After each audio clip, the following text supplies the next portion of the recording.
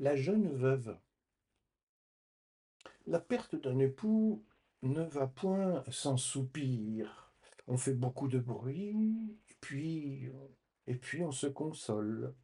Sur les ailes du temps, la tristesse s'envole, et le temps ramène les plaisirs.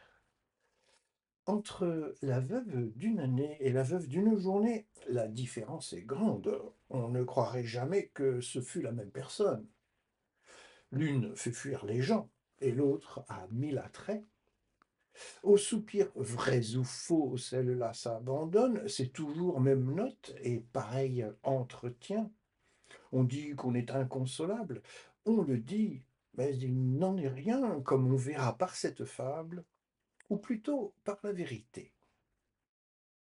L'époux d'une jeune beauté partait pour l'autre monde. À ses côtés, sa femme lui criait: «Attends-moi, je te suis, et mon âme aussi bien que la tienne est prête à s'envoler.» Le mari fait seul le voyage.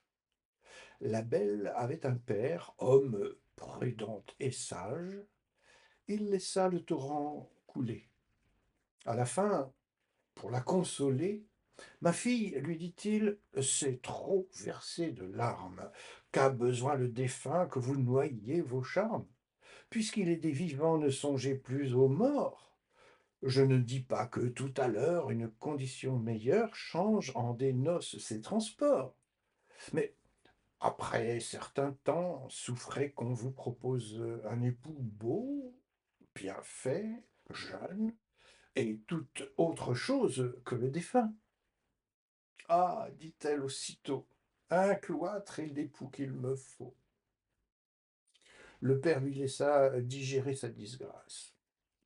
Un mois de la sorte se passe.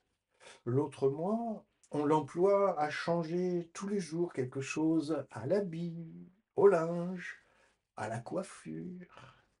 Le deuil, enfin, sert de parure. En attendant, d'autres atours. Toute la bande des amours revient au colombier. Les jeux, les ris, la danse sont aussi leur tour à la fin. On se plonge soir et matin dans la fontaine de jouvence. Le père ne craint plus ce défunt tant chéri. Mais comme il ne parlait de rien à notre belle: «Où donc est le jeune mari que vous m'avez promis?» dit-elle.